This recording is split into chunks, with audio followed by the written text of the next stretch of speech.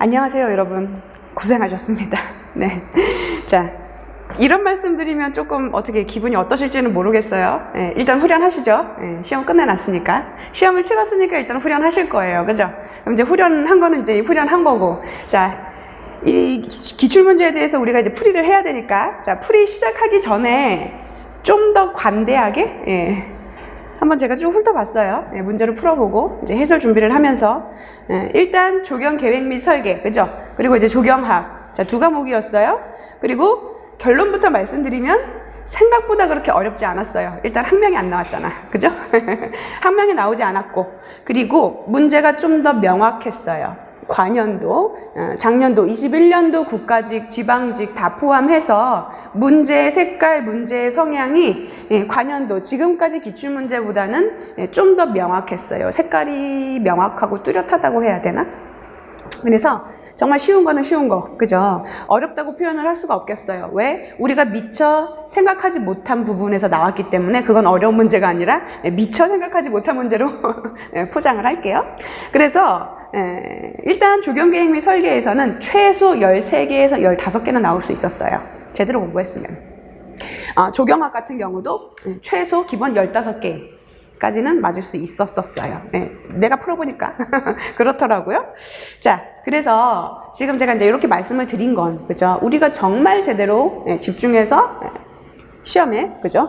시험에 응시를 했더라면은, 그죠? 문제 기죽지 않고, 했으면, 13개에서 15개, 평균 15개 정도는 맞출 수 있었고, 설사 과목당 15개를 미처 맞추지 못했다고 해서 본인 스스로를 너무 자책하지 마세요. 왜? 이미 시험은 끝났고, 그죠? 결과는 나왔어요. 그럼 어떻게? 일단 최종 합격까지는 기다려야 되겠죠. 본인 너무 자책하지 말아요. 최선을 다했으면 그걸로 만족해요, 일단. 자, 해설 들어가겠습니다. 조경 계획 및 설계부터 시작하도록 할게요. 자, 1번.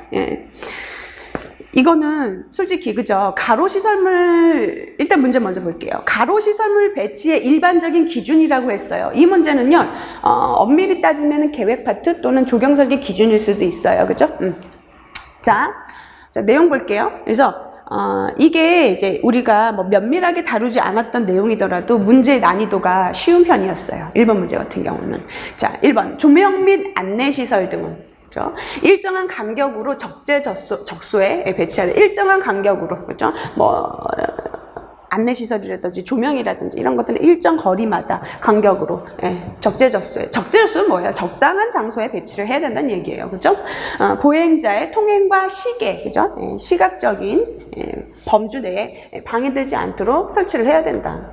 가로 광장 및 가로 공원 진입부 등에는 조명 등 단주, 볼라드죠? 수목, 벤치 등을 일정 거리를 두고 분산 배치하도록 한다.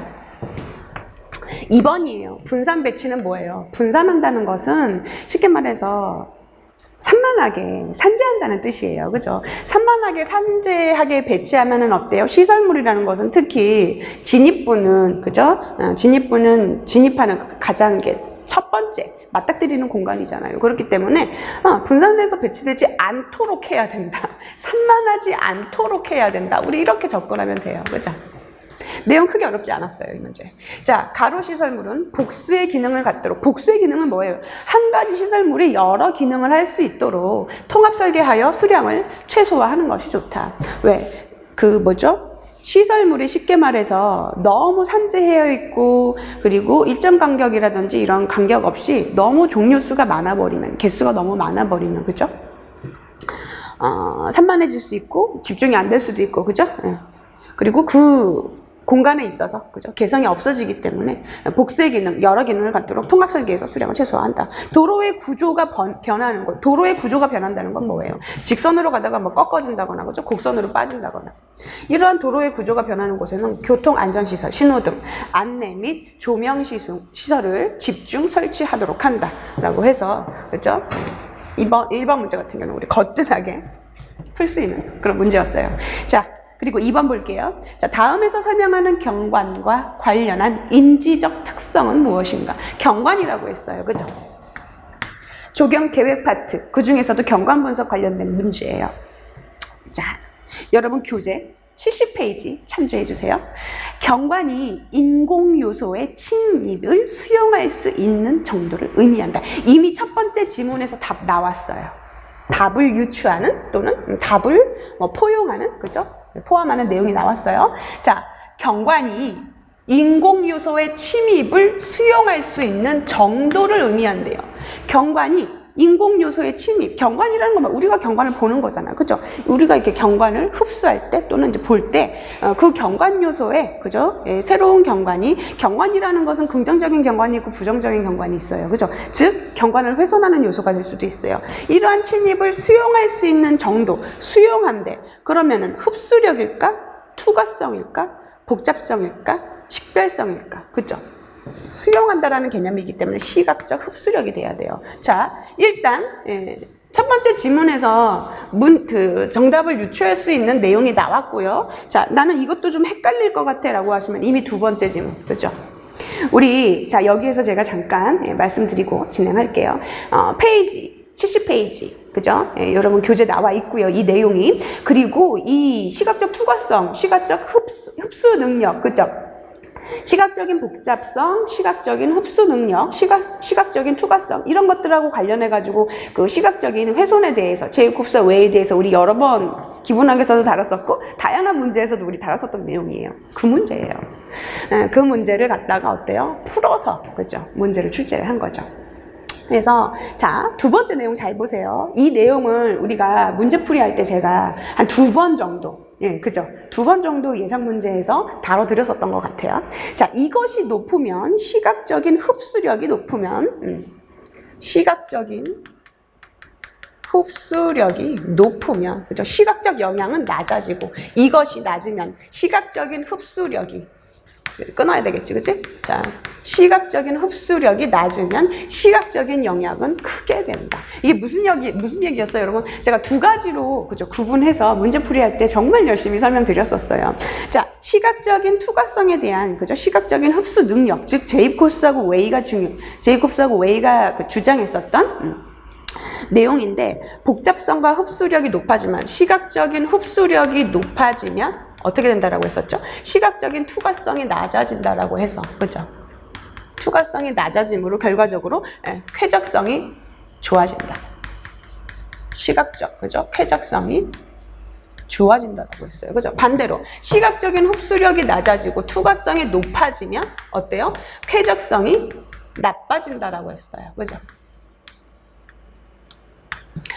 자, 그래서 우리 이 기본적인 제이콥스 웨이의 시각적인 투과성과 흡수성, 그죠? 이 기본적인 개념과 내용만 우리가 충분히 알고 있어도 어때요? 이거 대입해가지고 이 내용만 봐도, 두 번째 지문만 봐도, 아, 제이콥스 웨이의 시각적인 흡수력, 그죠?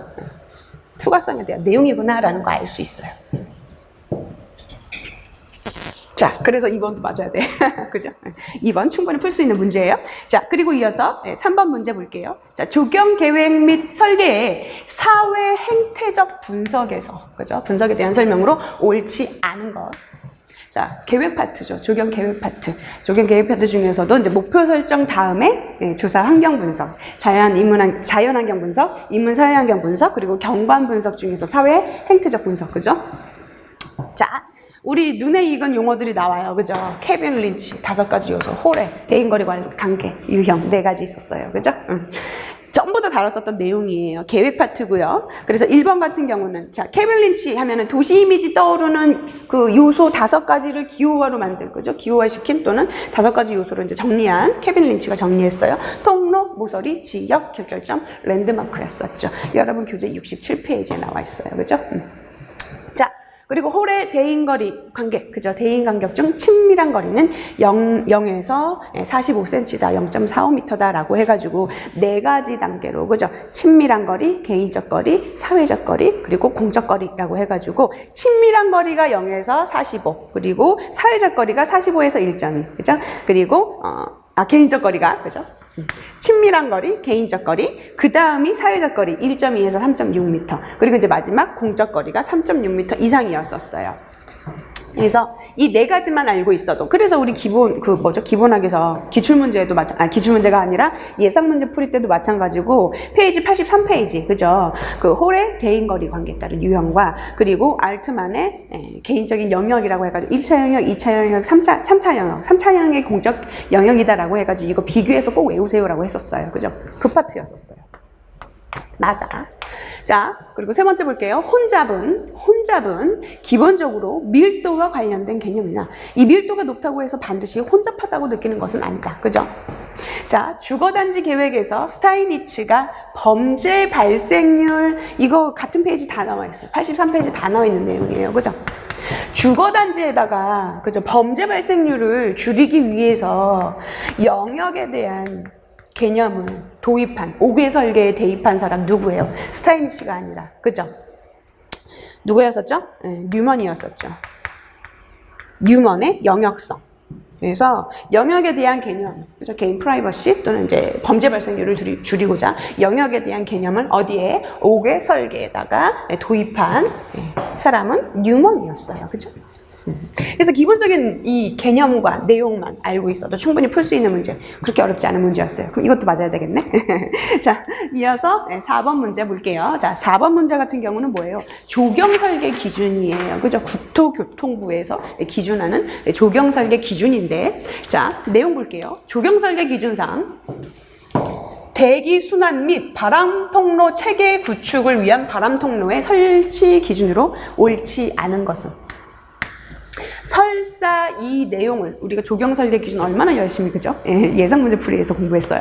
자, 내용을 다루지 않았더라도 이 이제 번호 지문에 있는 내용만 우리가 집중해서 잘 파악을 해도 충분히 풀 수 있는 문제, 결과적으로 난이도가 그렇게 높지 않은 문제였어요. 난이도 한 중하 정도?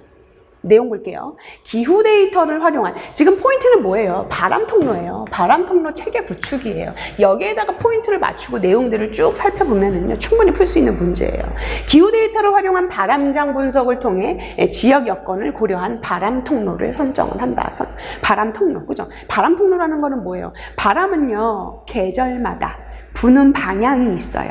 북쪽에서 남쪽, 서쪽에서 동쪽, 이런 식으로 부는 방향이 있거든요. 그러니까 그 방향에 맞춰서 여건을 고려해서 바람 통로를 선정해야 된다는 얘기예요. 바람 통로를 선정한다는 거는 뭐예요?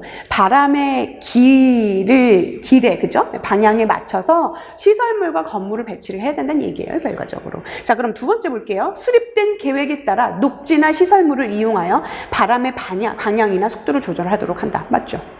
자, 세 번째, 바람을 통한 미기후를 형성하기 위해서는 고층 아파트를, 고층 건물을 얘기하는 거, 고층 건물을 가장자리에 두고 중심부에 중층과 저층 주거단지를 배치한다. 미기후를 형성하기 위해서 고층 아파트를 가장자리에? 예, 그죠. 고층 아파트를, 그죠. 바람을 통한 미기후를 형성하기 위해서 고층 아파트를 가장자리에 두면은요, 바람을 막아버리는 역할이 돼버려요. 그죠? 고층 아파트가 아니라 저층 아파트 또는 중층 아파트를 가장자리에. 그리고 이제 높은 층에, 그죠? 중심부에다가는 중층이 아니라 고층. 그죠? 자, 그래서 3번으로 체크를 해주시면 되겠고. 그리고 결과적으로, 그죠? 높은 건물을 중심부에 배치하는 얘기예요. 자, 바람의 통로를 가로막는 방향의 건축물은 배제하고 바람의 방향과 나란히 조성하도록 한다. 그래서 이거 여러분, 요거하고 관련해가지고 우리가 연습문제 풀이였던가? 제가 기본학 강의였던가? 어디에서 설명을 드렸던 것 같아. 그래서 이게 바람의 방향에 따라서, 그래서 옛날 아파트는, 그죠? 막 30년, 40년 이상 된 아파트는 정남향이다라고 해가지고 남쪽을 바라보고 이렇게 아파트를 지었어요. 길게. 내가 살고 있는 지금 아파트가 이래. 남쪽을 보고 길게 지어놨어요. 그러니까 어때? 바람을 막아버리지. 그죠? 그래서 지금은 어때? 요즘 짓는 아파트들은 이런 식으로 져요. 그것도 사선으로, 정면이 아니라. 그리고 이렇게. 이런 식으로 아파트 짓잖아. 그죠? 십자 모양으로. 그것도 사선으로. 바람길 때문에, 바람길을 확보하기 위해서. 어느 게 더 바람길을 확보하는데 유리하겠어요. 그죠? 요즘 짓는 아파트들이. 그래서 고층으로 지을 수 있는 거예요. 자, 이 정도로 설명드릴게요. 자, 그리고 이어서 5번 문제. 자, 식물의 식재 시. 자, 이번에는 식재 파트예요. 자, 식물의 식재 시 질감에 대한 고려사항으로. 이거 식재 일반에서 질감에 대한 문제였구나. 이 질감에 대한 내용도 우리 여러 번 다뤘었어요. 그죠? 기본학에서도 쉽게 충분히 설명을 드렸었고, 다양한 문제를 통해서 우리가 다뤘었던 그런 내용이에요. 자, 식물의 식재 시 질감에 대한 고려사항으로 옳지 않은 것. 자, 1번. 시각은 고운 질감에서부터 중간 질감, 거친 질감으로 이거 다뤘었던 내용이야. 그죠? 여러분. 다 맞추셨죠? 자, 시각은 뭐예요? 우리가 사람이, 그죠? 식재되어 있는 다양한 질감의 수목들을 봤을 때, 식물 재료들을 봤을 때, 시각은 자연적으로, 본능적으로 거친 질감에서 부드러운 질감으로 이동한다라고 했었어요. 기억나시죠? 그래서 1번으로 체크를 해주시고, 좁은 공간은 고운 질감을, 그리고 넓은 공간에서는 거친 질감을 사용한다라고 했어요. 동일한 질감을 너무 많이 사용하면 지루한 결과를 초래한다. 고운 질감의 수종으로는 자귀나무, 느릅나무. 이거는 뭐예요? 자귀나무, 느릅나무. 잎의, 그죠? 크기, 그죠? 모양에 따라서. 잎의 크기가 크고, 모양이, 그죠? 크기가 크고, 모양이, 특이하면 어때요? 거친 질감은.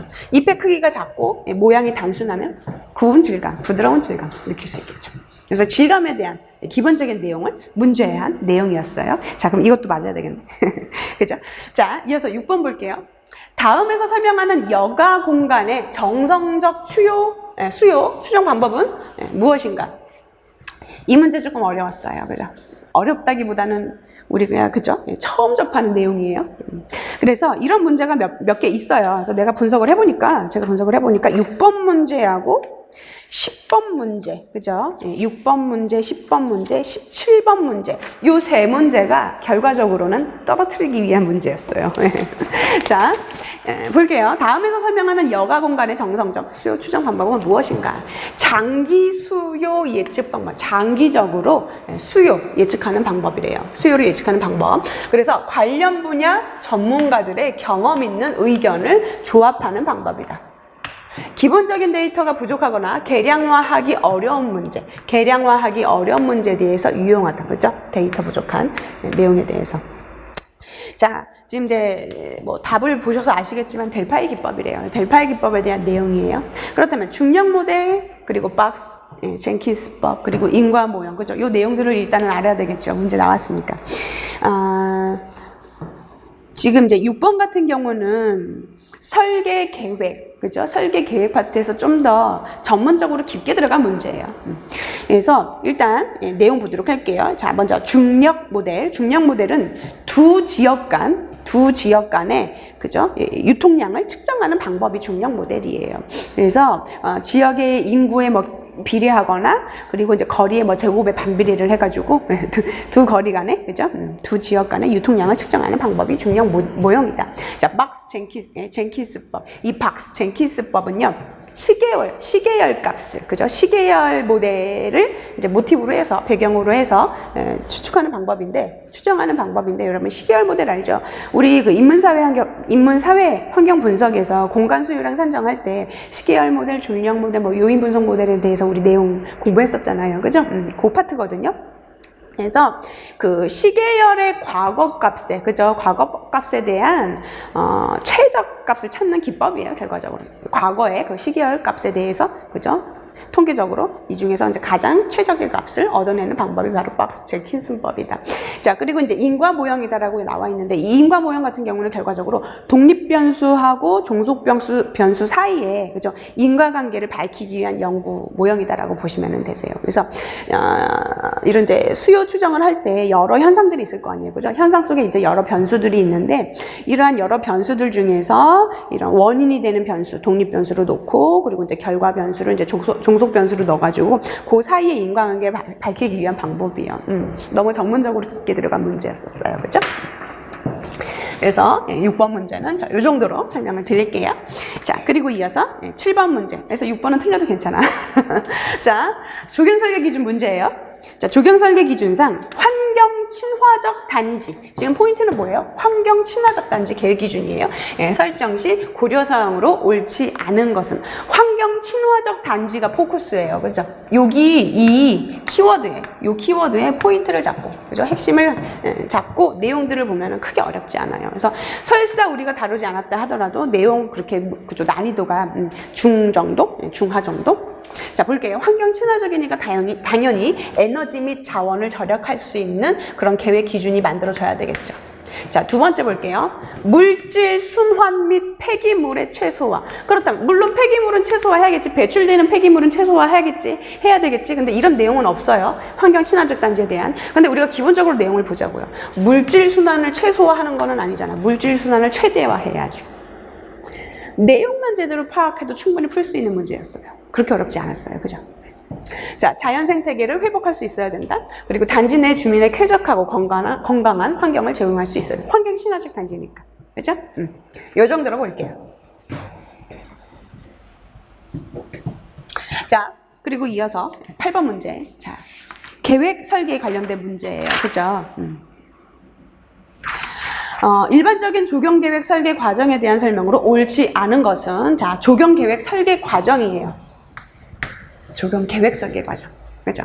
우리 그 기본학에서 조경계획 들어가기 전에 목표 설정부터 해가지고 유지 관리까지 해서 그 과정에 대해서 제가 이 맥락 되게 중요해요. 맥락 머릿속에 넣고 요 맥락의 각각의 과정에 대한 내용들에 대해서 정확하게 파악을 해야, 이 맥락을 가지고 계획에 대한 파트를 공부를 해야 우리 쉽게 접근할 수 있어요 라고 해가지고 여러 번 그죠? 다뤄 들었었던 그런 내용이었어요. 자, 볼게요. 1번 전제 프로그램. 그죠? 기본 전제 프로그램 얘기하는 거예요. 기본 전제 프로그램이 뭐라 그랬었죠, 여러분? 목표 설정이라고 했었어요. 그죠? 목표 설정하고, 그 다음에 자료 수집 분석해요. 그죠? 그럼 이제 전제 프로그램에는 목표 설정을 하고, 그 다음에 조사 분석을 얘기하는 거겠죠? 그리고 이제 자료 수집 및 분석, 그 다음에 이제 기본 구상. 이 기본 구상 단계가 마스터 플랜, 그죠? 최종안 만들어지는 과정이다라고 했었잖아요. 이 기본 구상 과정에서 마스터 플랜 최종안이 만들어지면은 그 최종안, 마스터 플랜을 바탕으로 해서 세부적인 계획인 기본 계획 단계 들어간다라고 했었어요. 그죠? 그 다음에 이제 기본 설계 들어가고, 그 기본 설계를 바탕으로 해서 실시 설계 순으로 이루어진다. 실시 설계가 바로 이제 공사 설계, 시공 설계라고 했었잖아요. 그래서 이 실시 설계에 다양한 세부적인 도면들이 들어가고, 뭐 시방서도 들어가고, 뭐 내역서도 들어가고, 많이 들어간다고 했었죠, 여기에서. 그죠? 자, 두 번째, 기본 계획의 부분별 계획으로는, 미안해요. 자, 기본 계획의 부분별 계획으로는 토지 이용 계획, 교통동선 계획, 그죠? 식재 계획, 시설물 배치 계획, 하부 구조 계획, 예산 집행 계획들이 있었어요. 기억나시죠? 자, 3번, 기본 구상 단계가 무슨 단계라고 했어요? 최종안 마스터 플랜이 나오는 단계라고 했어요. 그죠? 기본 구상은 설계 목표와 개념을 도출하여 전체 프로젝트의 틀을, 그죠? 만드는 단계이다. 그죠? 자, 그리고 네 번째 볼게요. 기본 설계는 공사용 도면과 내역서, 시방서. 제가 좀 전에 얘기했어요. 첫 번째에서. 그죠? 기본 설계가 아니라 뭐다? 실시 설계다. 기본 설계를 바탕으로 실시 설계를 만드는 거예요. 그죠? 그래서, 이것도 그렇게 거뜬하게, 그러니까 이것도 그렇게 어렵지 않은 문제예요. 우리 거뜬하게 풀 수 있는 문제. 내용 그렇게 어렵지 않았어요. 그죠? 쉬운 문제였어요. 자, 그리고 이어서 9번 볼게요. 자, 이 9번도, 그죠? 이 9번도 어렵지 않은 문제예요. 대지안의 조경 면적 중요하다라고 해가지고, 그죠? 문제풀이에서 여러 번 다뤘었던 내용이기 때문에. 그래서 이제 8번 문제 같은 경우는 여러분 교재 123페이지 참조해 주시고요. 그리고 이제 9번 문제 대지안의 조경 면적은 여러분 교재 108페이지를 참조해 주시면 되세요. 거기 내용들 다 나와 있어요. 자, 볼게요. 대지안의 조경 면적 산정에 대한 설명으로 옳지 않은 것. 자, 1번. 조경 면적은 식재된 부분의 면적과 그리고 시설 공간의 면적을 합산한 면적으로 산정한다. 자, 두 번째. 하나의 식재 면적은 한 변의 길이가 1m 이상이라고 했어요. 그죠? 그리고 1제곱미터 이상이어야 된다라고 했어요. 기억나시죠? 자, 그리고 세 번째. 하나의 조경시설 공간 면적은 10제곱미터 이상이어야 된다고 했어요. 자, 4번. 식재 면적은 당해 지방자치단체의 조례에서 정하는 조경 면적의 몇 프로? 50%. 이거 기억나세요, 여러분? 100분의 50이라고 했었잖아요. 이거 100분의 50이니까 뭐예요? 2분의 1이에요. 결과적으로 50% 이상이 돼야 돼요. 라고 해가지고 기본학에서 정확하게 설명드렸었어요. 그죠? 그래서 답은 4번이 되겠습니다. 자, 그리고 이어서 10번 문제. 자, 10번 문제 조금 황당한 문제, 그죠? 떨어뜨리기 위한 문제예요. 이거 어디에서 나온 문제냐면은요, 문화재청에서 만든 문화재 수리 표준 시방서에서 나온 문제예요. 문화재청에서. 우리가 지금까지 공부했었던 조경공사 표준 시방서는 국토교통부에서 만든 그 표준 시방서로 공부했었잖아요. 그죠? 조경설계 기준도 마찬가지고. 이런 문화재청에서 그죠? 만든 문화재 수리 표준 시방서에 대한 문제가 나올 줄이야. 그죠? 떨어뜨리기 위한 문제예요. 자, 내용 볼게요. 자, 석조물. 우리가 이제 이 석조물, 괴석, 그리고 뭐 TR율, 그죠? 이런 것들은 우리가 이제 한국조경이라든지 TR율 같은 경우는 우리가 어디야? 우리 시공에서, 식재 시공에서 제가 여러 번 설명드렸었던 용어이기 때문에 크게 어렵지 않았어요. 그죠? 근데 결과는 이제 뭐예요? 이제 품계석이 들어가 있었었지. 그죠? 그래서, 자, 내용 볼게요. 조경공사에 쓰인 말이래요. 그래서, 이제 문화재청에서 만든 문화재 수리 그 표준 시방서를 제가 찾아봤어요. 찾아봤더니, 페이지 325페이지에 보면 조경공사 파트가 있어요. 그 조경공사 파트에 이제 쓰임말 정리라고 해가지고, 뭐 전정, 점경물, 흉고직경, 그죠? 뭐 수관, 그죠? 뭐 괴석, 그죠? 뭐 석조물, 뭐 TR료 이런 용어들이 나오더라고요. 품계석이라는 용어는 없어요. 그래서 4번이 틀린 거예요. 자, 석조물, 괴석, 석분, 석지, 돌확, 석상, 석탑. 다들 아시죠? 괴석은 뭐예요? 특이하게 생긴 돌. 그래서 우리 특히 이제 경복궁 같은 경우, 그죠? 아미산원에, 교태전 후원, 아미산원에 이런 괴석으로, 특이한 괴석으로 화개를 장식을 했다라고 했었잖아요. 그리고 이제 석분, 그죠? 뭐 석지, 돌확, 이런 것들은 다 돌로 만든, 그죠? 장식물이에요. 점경물, 석상, 뭐 석탑, 조경공간 내에 놓여있는 돌을 통칭하는 내용이다. 점경물로 이용된. 자, 괴석, 조경공간 내에 놓여있는 여러 모양의 자연석 돌로 화개나 마당, 화단, 담장가 석분에 심거나, 그리고 지면에 직접 설치해 놓은 것이다. 자, 그리고 TR율, 나무의 지상부, TR은 뭐예요? 트리 하고 이제 루트라고 해요. 탑이에요. 트리 탑, 나무의 탑, 높은 부분. 수목 이렇게 있으면 이게 이제 뿌리야. 그죠? 뿌리가 있어. 그러면 이제 탑, 그리고 루트. 라고 해가지고 지상부하고 지하부 뿌리 부분의 비율을 얘기하는 거예요. 그죠? 그래서 그 수목 식재하고 나서 수목 식재 공사하고 나서 뿌리 부분을, 그러니까 TR율을 고려를 해서 가지치기를 해줘야 된다라고 했었잖아요. 그죠? 그래서 이제 뿌리 분이니까 뿌리가 잘려 있잖아. 그죠? 그러니까 잘려진 뿌리 분에서 흡수할 수 있는 수분의 양이 한정적이기 때문에 그 비율을 고려를 해서 잎의 면적, 그죠? 밀도를 고려해서 가지치기를 해줘야 된다라고 설명드렸었어요. 자, 품계석이라는 것은 이 문화재 수리 표준 시방서에, 그죠? 조경공사하고 관련된 용어에는 없어요. 그래서 품계석이라는 것은 이 품계를 새겨서 세운 작은 비석이에요. 그래서 경복궁에 가시면은 이 품계석이 있거든요. 그래서 24개, 그죠? 24개의 품계를 새겨놓은 돌이 품계석이다. 그래서 조경공사하고는 관련 없는 내용이에요. 자, 이 정도로 볼게요. 이어서 11번 공원녹지 기본계획 수립 지침상.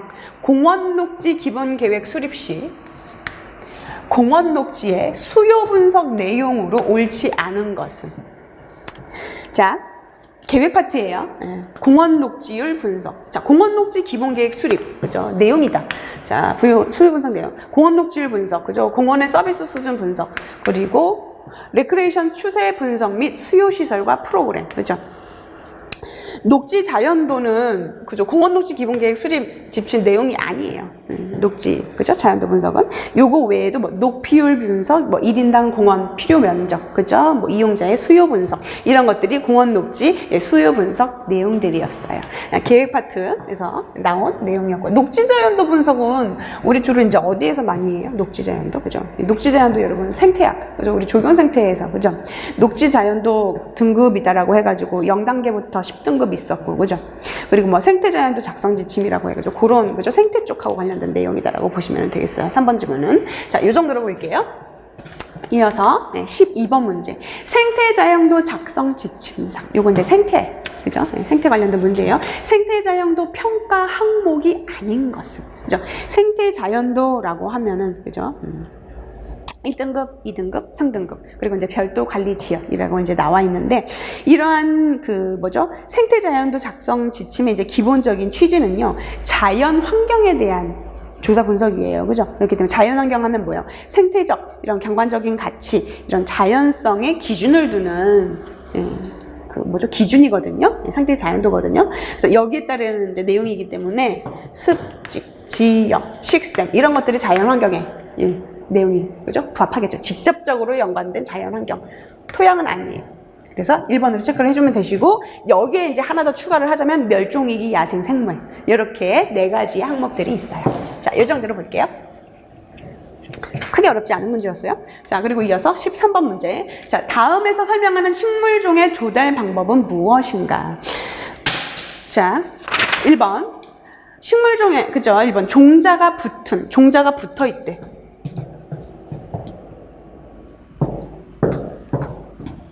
종자가 붙은 식물 개체. 이 개체를 종자가 붙어있는 식물 개체예요. 여러분 비오톱 한번 생각해 보세요. 비오톱 이식할 때 생각해 보세요. 그죠? 자, 그런 개념으로 한번 볼게요. 녹화할 장소에 이식해 식물 개체를, 종자가 붙어있는 채로 그대로 식물 개체를 녹화할 장소에다 이식을 했대요.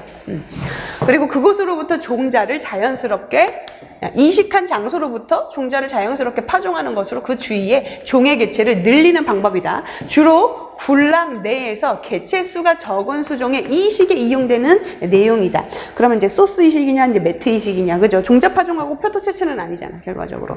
종자가 붙어 있는 식물 개체를 그렇게 그대로, 있는 그대로 이식을 했대. 이거는 소스 이식이에요. 그러면은 종자가 붙어 있는 이 식물 개체가 결과적으로 소스가 되는 거예요. 그죠? 이렇게 해가지고, 매트는 뭐예요? 매트. 여러분, 우리 비타면 이식공사 할 때 여러분 매트 기억나세요? 그죠? 그럼 매트에다가, 그죠? 매트에다가 식물을, 그죠? 끼워가지고 그대로 덮어주는, 이식해주는 그런 개념이에요. 그렇게 구분하시면 되겠어요. 자, 이어서 14번 문제 볼게요. 시설 공급 규모 산정을 위한 이용자 수 추정에 대한 내용으로 옳은 것은, 이용자 수 추정에 대한 내용. 이거 계획 파트죠. 그래서 여러분 교재는 66페이지하고 그 다음에 139페이지를 참조를 해주시면 되세요. 자, 시설 공급 규모 같은 경우는 페이지 139페이지에 나와 있어요. 그래서 시설 공급 규모 같은 경우는 연간 이용자 수 곱하기 회전율 곱하기 원단위 면적이 아니라 최대 일률. 여기 있구나. 최대 일률 곱하기, 그 다음에 시설 이용률 곱하기, 그 다음에 이제 단위 규모예요.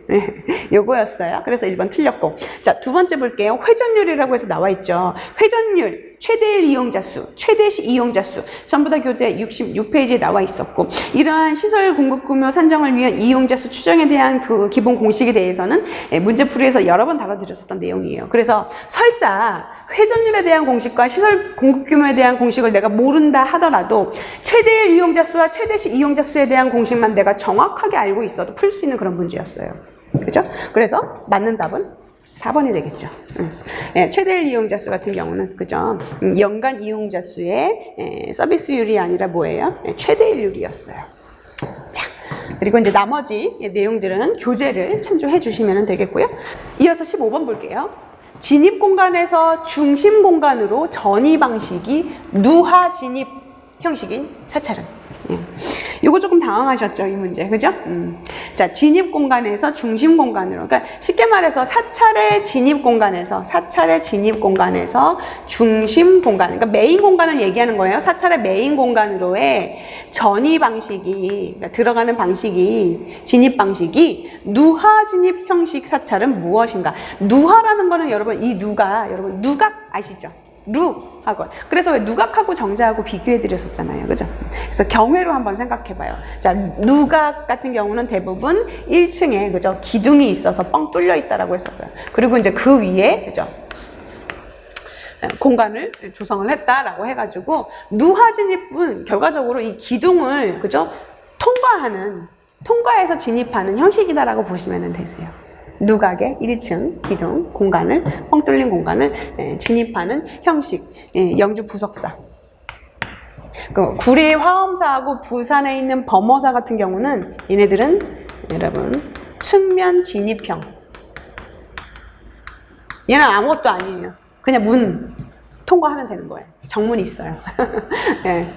그래서 조금 황당한 조금 그런 문제였고요. 우리가 조경 설계 우리가 그죠 공무원인데 이런 누화 진입 방식을 꼭 알아야 되나? 자, 이어서 16번 문제 볼게요.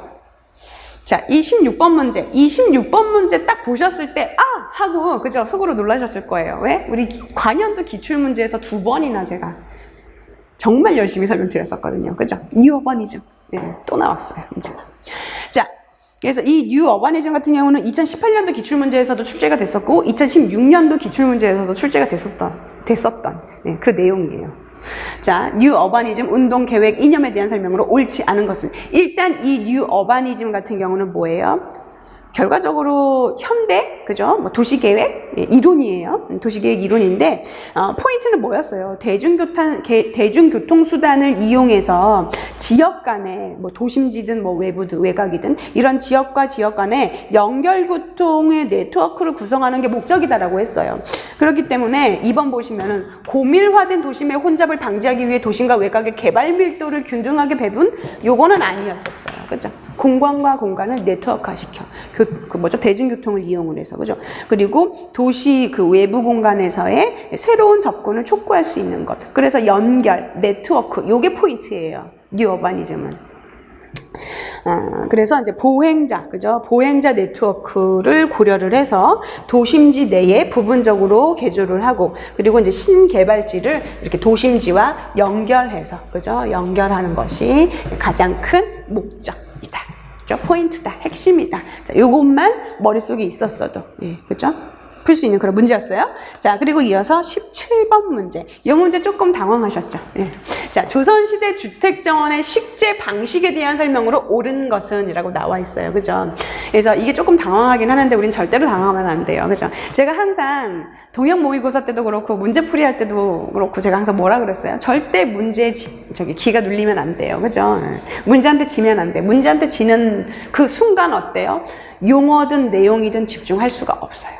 그래서 우리가 이게 다뤘었던 내용이 아니고 뭐 문화재 표준시방서처럼 정말 얼토당토하지 않은 거죠. 이렇게 이제 외부에서 그죠 가져온 문제다 하더라도 절대로 당황하지 않고 문제 끝까지 집중을 하셔야 되는 거예요. 자, 왜 제가 이런 말씀을 드리느냐? 자, 번호 지문 한번 볼게요. 여러 나무를 자연스럽게 모아 심는 방식. 모아 심는 방식이니까 얘는요 산식이 아니라 모아 심기예요. 이거 여러분 지금 문제 지문에서는 타이틀을 조선시대 주택정원 식재 방식이다라고 되어 있는데 결과적으로는요 이거 식재 일반에서 나왔던 그 정형식 식재 패턴과 자연 풍경식 또는 자연식 식재 패턴에 대한 기본 개념만 내가 정확하게 알 수 있어도 얼마든지 그죠 내용 파악할 수 있는 그런 문제였어요. 자, 산식이라는 거는 뭐예요? 아까 우리 몇 번 문제였었지? 그 산재한다. 이런 문제, 이런 내용이 있었죠. 1번 문제에서. 그죠? 그 내용이에요. 산식이다라는 것은 쉽게 말해서 여러 나무를 임의대로 흩어서 심는 방식을 산식이다라고 하는 거예요. 군식이 아니라 산식이라는 거예요. 그래서 이렇게 바꿔서 생각하시면 돼요. 자, 그리고 2번 세그루 나무를 삼각형 형태로 심는 방식을 품자식이라고 한다. 그래서 결국은 답이 2번이었어요. 자, 그럼 3번 볼게요. 그러면 내가 이 세 그루의 나무를, 근데 여기에서 보니까, 세 그루 나무를 삼각형으로 심는다고 이거 부등변 아니야? 라고 생각할 수 있는데, 여기에서는, 그죠, 부등변 삼각형이 아니라 그냥 삼각형 형태라고 했어.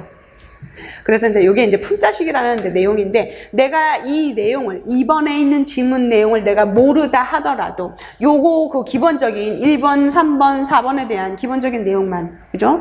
개념만 알고 있어도 어느 정도는 풀 수 있는.